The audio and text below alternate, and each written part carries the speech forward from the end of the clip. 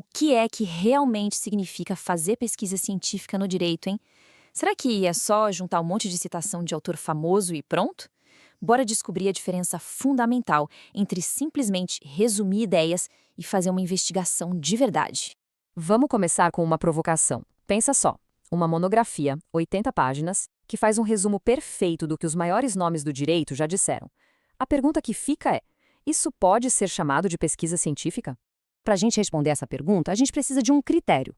E o primeiro, o mais fundamental, segundo Marcelo Lamy, que é uma grande referência em metodologia, é a novidade. Olha só, fazer ciência é produzir um conhecimento que seja novo ou, pelo menos, renovado.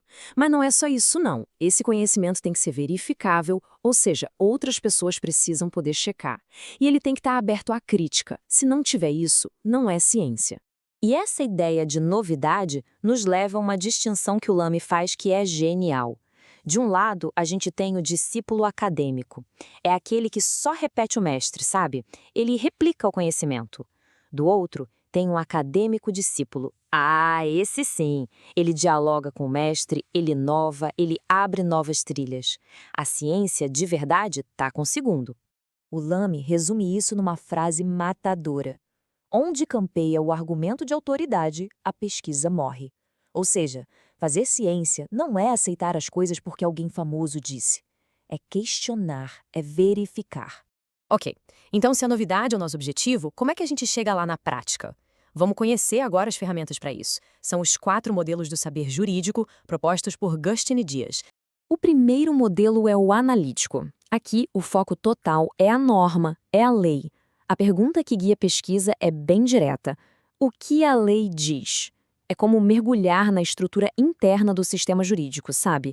Hierarquia, validade, tudo isso. Logo depois, vem o modelo hermenêutico. Se o primeiro perguntava o que a lei diz, esse aqui vai um passo além e pergunta, tá, mas o que essa norma significa? O foco agora é a interpretação, é o sentido que os tribunais e os estudiosos constroem. O terceiro é um modelo empírico. Este tira o olho do papel e olha para a vida real. A pergunta central aqui é: o que os juízes, na prática, estão fazendo? A investigação olha para o direito em ação, muitas vezes usando dados, estatísticas, observação. E, por último, o modelo argumentativo. Aqui, o que importa é a força do raciocínio. A pergunta que guia a gente é: essas razões apresentadas são juridicamente válidas? É uma análise da lógica e da coerência dos argumentos usados para decidir. Então, só para deixar tudo bem claro, o analítico olha para a norma, o hermenêutico para a interpretação, o empírico foca na decisão prática e o argumentativo na validade das razões, cada um com sua pergunta-chave e seu objeto de estudo. Simples, né? Entendido? Beleza. Então, que tal um desafio rapidinho para ver se a ideia pegou? Vou mostrar algumas perguntas de pesquisa e o desafio é identificar o modelo por trás delas. Preparados? Vamos lá. Primeira pergunta, na tela: qual a hierarquia entre um tratado internacional de direitos humanos e uma lei federal no ordenamento brasileiro? Pensa um pouquinho. Que modelo se encaixa aqui? Se a resposta foi modelo analítico, acertou em cheio! A pergunta é sobre estrutura pura, a relação entre as normas dentro do sistema. Próxima. Como o princípio da dignidade da pessoa humana tem sido interpretado pelo STF nos últimos 10 anos? E aí, qual é o palpite? Modelo hermenêutico, com certeza.